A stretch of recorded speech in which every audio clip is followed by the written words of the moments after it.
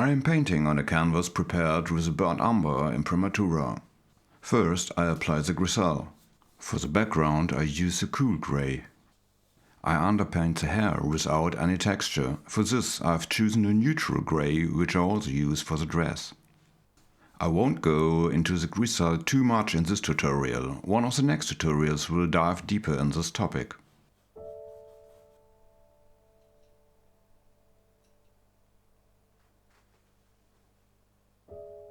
For the skin tone I will use the greenish-grey as underpainting, a Verdaccio. For this I have mixed green umber with warm white. First I reinforce parts of the drawing. Then the execution follows in the style of a Grisaille. For the entire Grisaille underpainting I use no medium, but the paint as it comes out of the tube.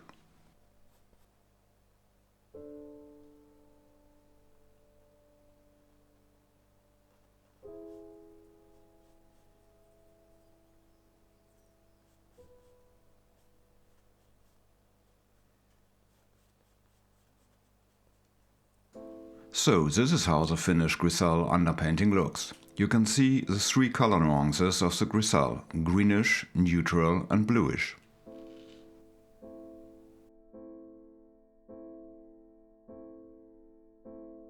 Now I'm painting the first glaze on the background. It is an Indian yellow, and over the bluish underpainting it creates a kind of olive green. All glazes are again without solvents. The medium is Gamblin Solvent-Free Alkyd. In the first glaze for the dress I reinforce the shadows. For this I use transparent oxide red and in the darker areas a bit of ultramarine blue.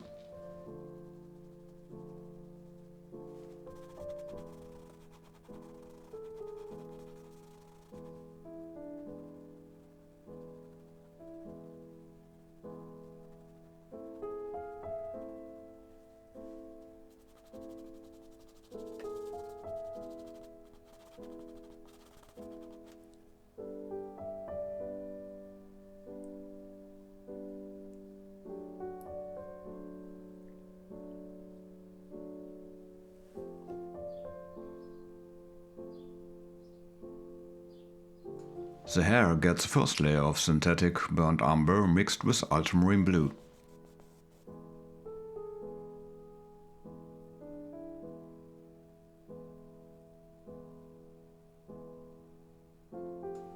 At the edges, clean work is necessary, so as not to destroy the shape of the face.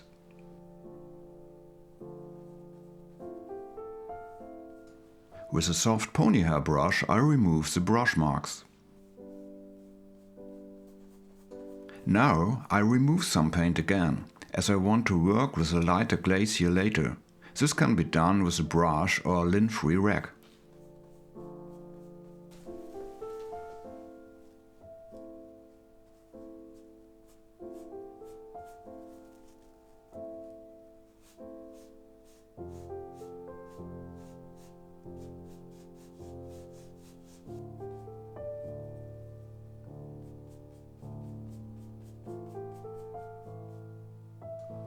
So that's it for today. Now comes the first glaze for the skin. The skin tone should ultimately be quite pale, as was common in the Renaissance. However, the first layer is warm with a mixture of transparent earth orange, rose pale red lake and ultramarine blue.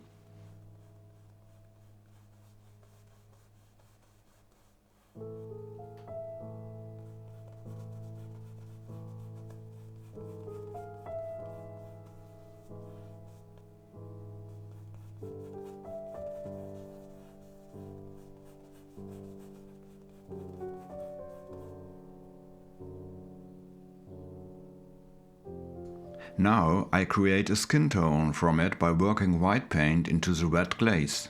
For this I use a lead white substitute.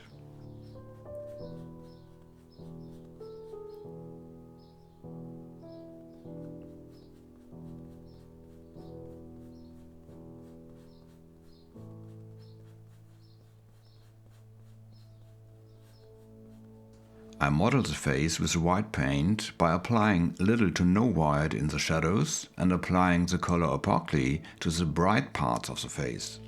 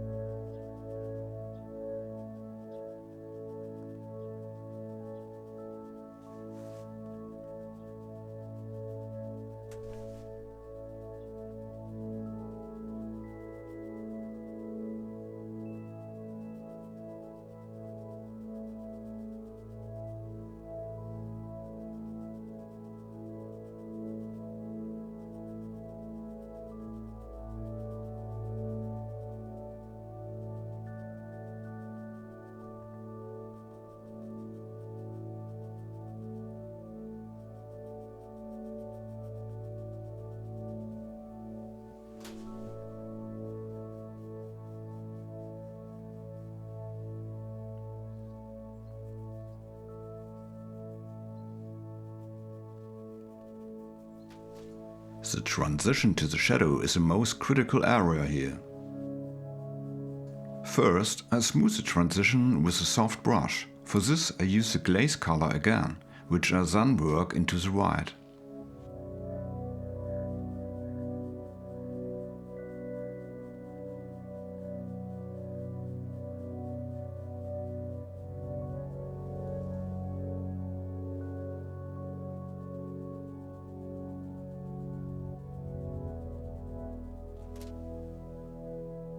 And now white paint again. With this technique of alternating between glaze color and white, I can create very soft transitions in one layer.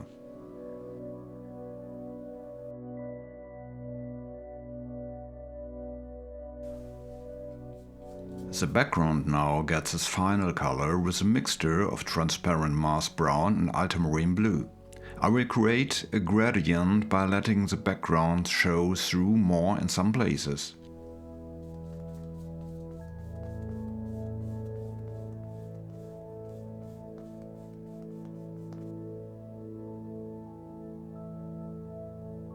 I am painting the body of the velvet dress largely with another layer. The challenge is to create the illusion of a velvety fabric quality.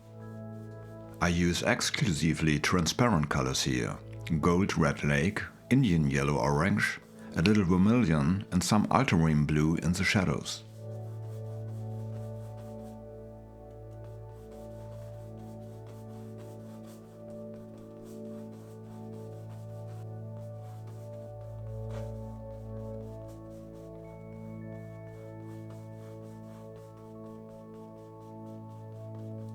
To suggest a velvet structure, the brush ductus is more important than the pigments used.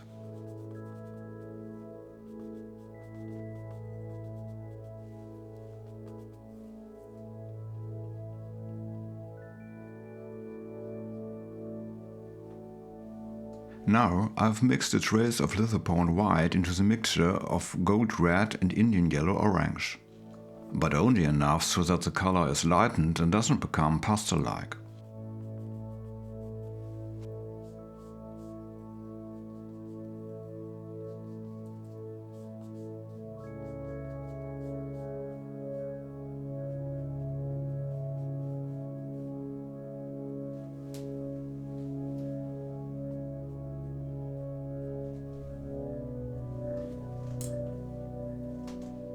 I'm first painting the borders in red with a mixture of vermilion and Indian red to provide them with a simple pattern later. So that's it for the dress today. The hair now gets another glaze with transparent oxide yellow and transparent Mars brown.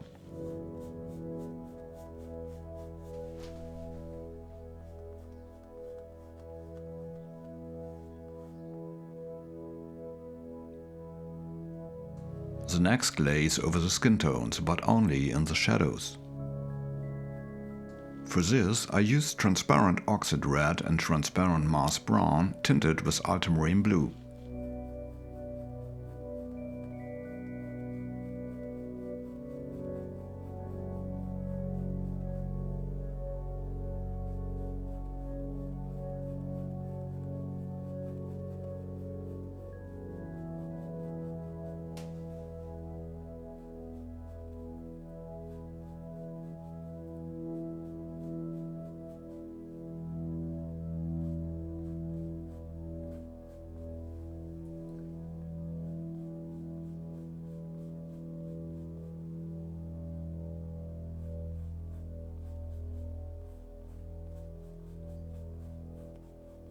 I take care to keep the edges soft in order to then merge them with the next light glaze.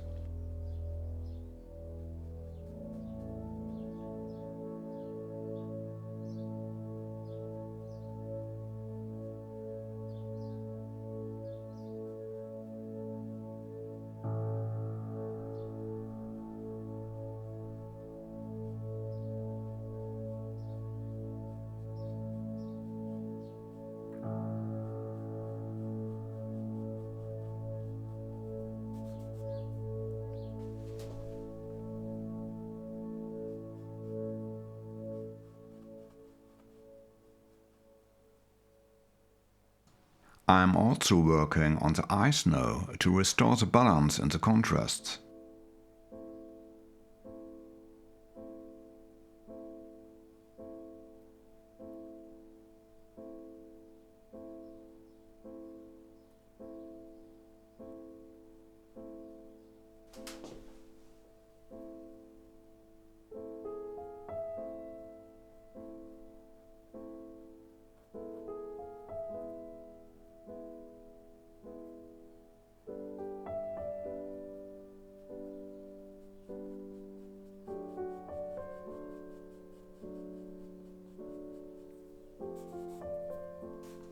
Now working on the beige grey areas of the dress. For this I simply take warm white with some burnt umber and ultramarine blue in the deep shadows. In Renaissance times, clothing was an important symbol of a person's status. Many painters paid great attention to the artistic elaboration of the clothing in a painting. I will keep it a bit simpler in this painting and abstract the details of the clothing and the jewelry more.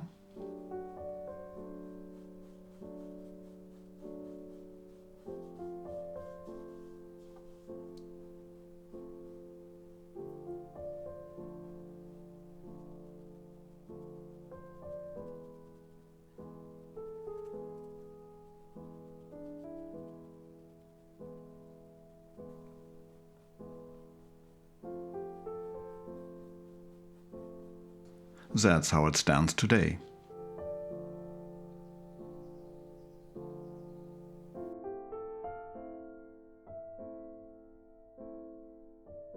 After the last glazes for the skin have dried well, the final complete glaze for the skin follows.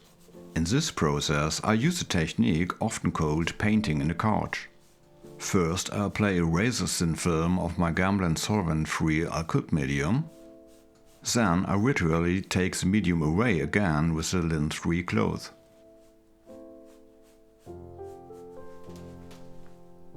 Even though you can no longer see the oil film and can hardly feel it, you can clearly see how the glaze behaves very differently than the first glaze on the skin.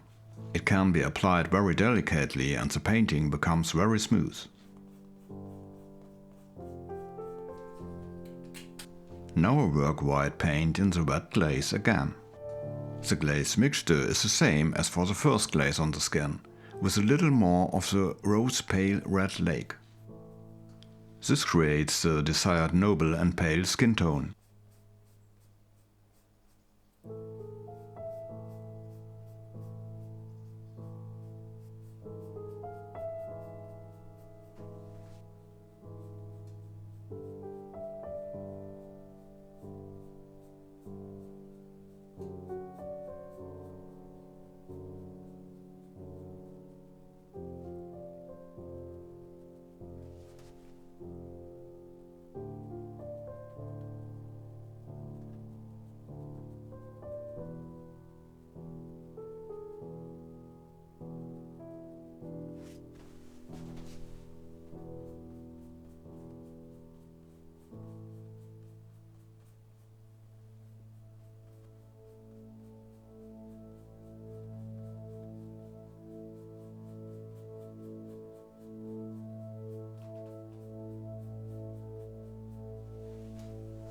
In the shaded areas I have to be very careful. This way I get the velatura effect.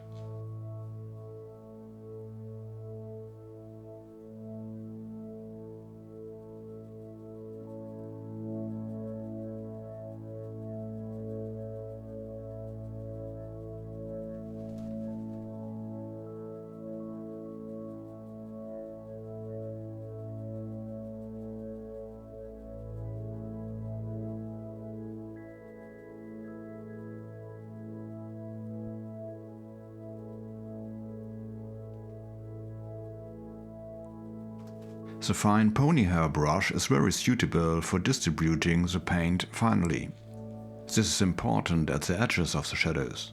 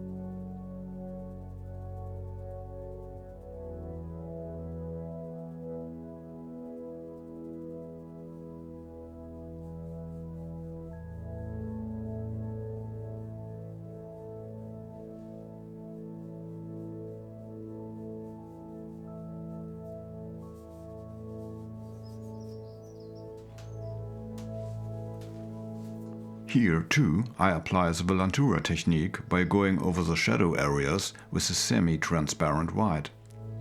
This creates the interesting effect that the shadow becomes cooler.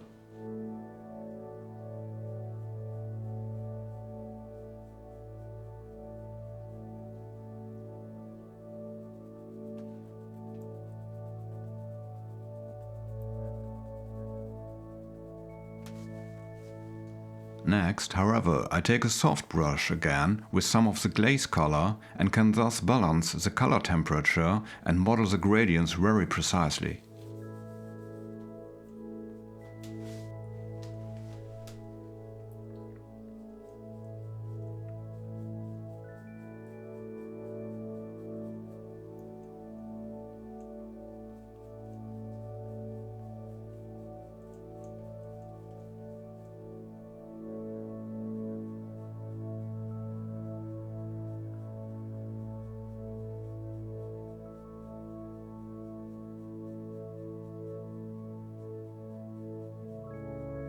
Here I have added ultramarine blue to the glaze color to further model the deep shadows.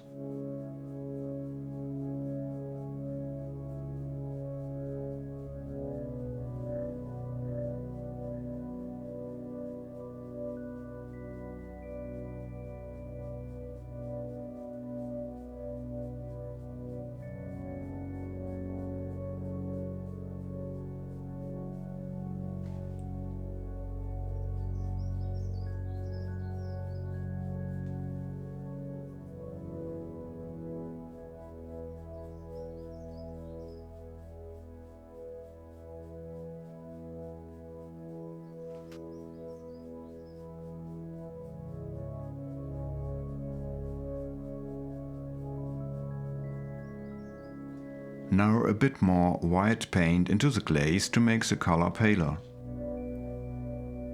As you can see, you can adjust very finely with this technique without risking muddy colors, as often happens in direct painting when you over-adjust.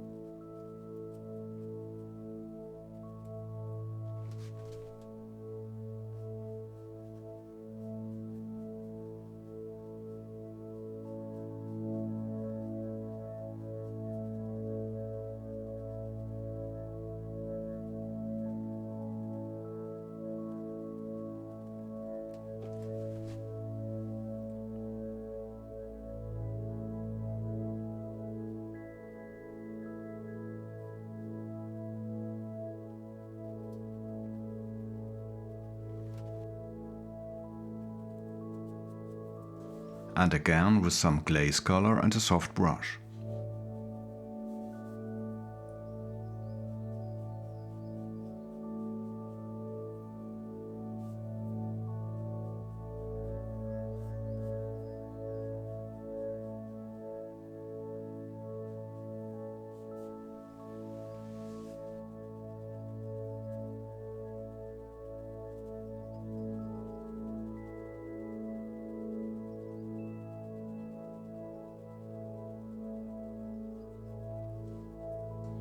Reinforcing the light edge with some white.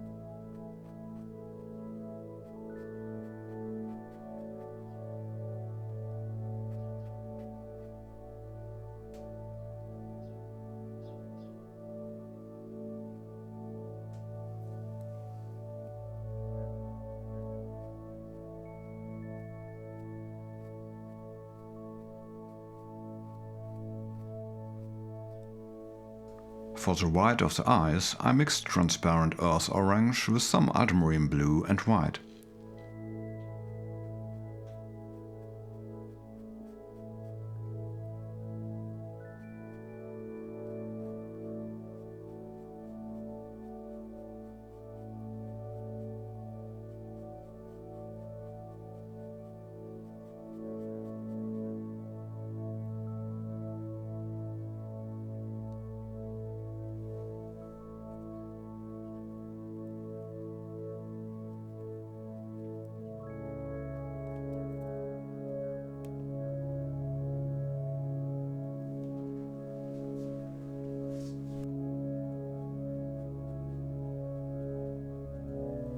Okay, that's it for today, and now the paint can dry for a few days until I can set the last details in the face.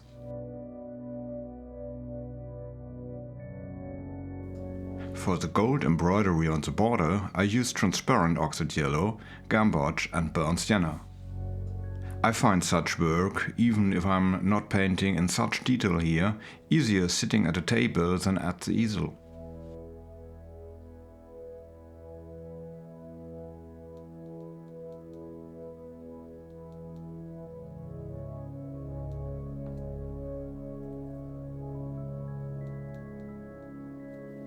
I'm using the scumble technique, which here means semi-transparent color over dry color, to reinforce the velvet texture of the fabric. I did this with gold red lake and Indian yellow orange, as well as a very little white.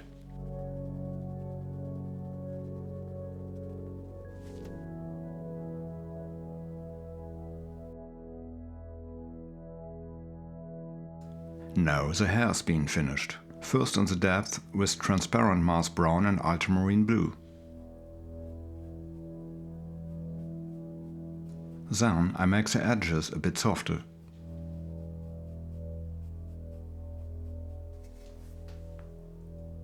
And at the end the highlights with yellow ochre lemon.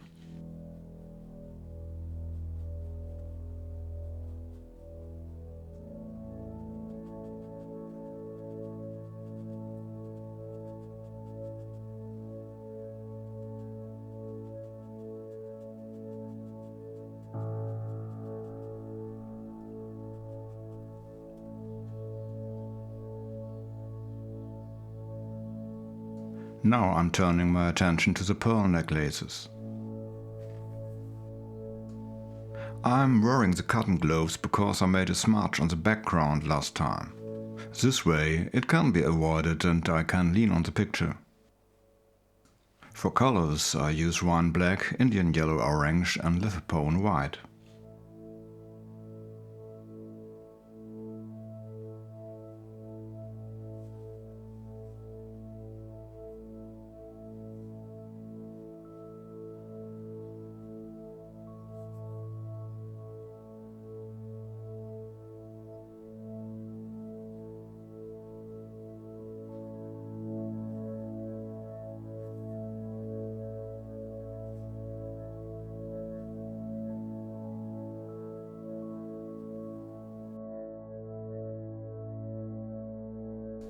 The paint has dried and I'm back at the easel.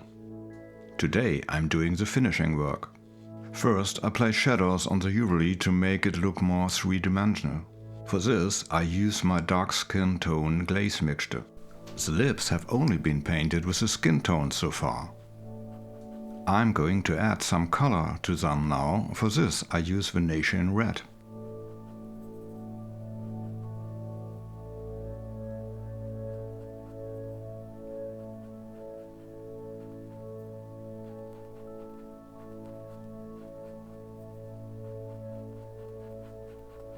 In the shadows, transparent oxide brown with ultramarine blue and Lithopone white for the highlights. If the old masters had cotton swabs, I'm sure they would have used them.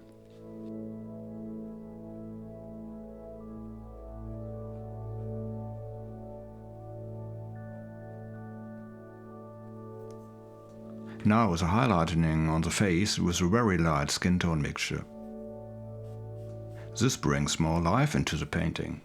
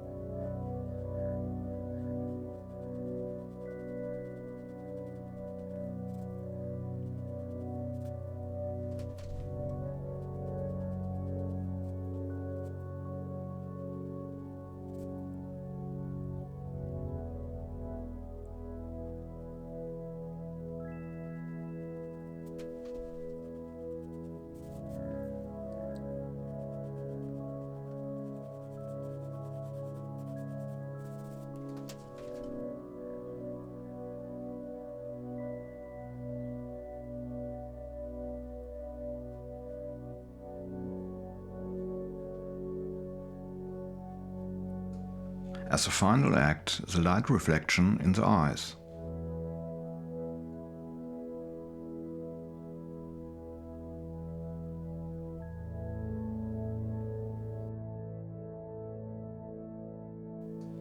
The finished painting. I hope you enjoyed watching, felt a bit relaxed and were able to take something away for yourselves.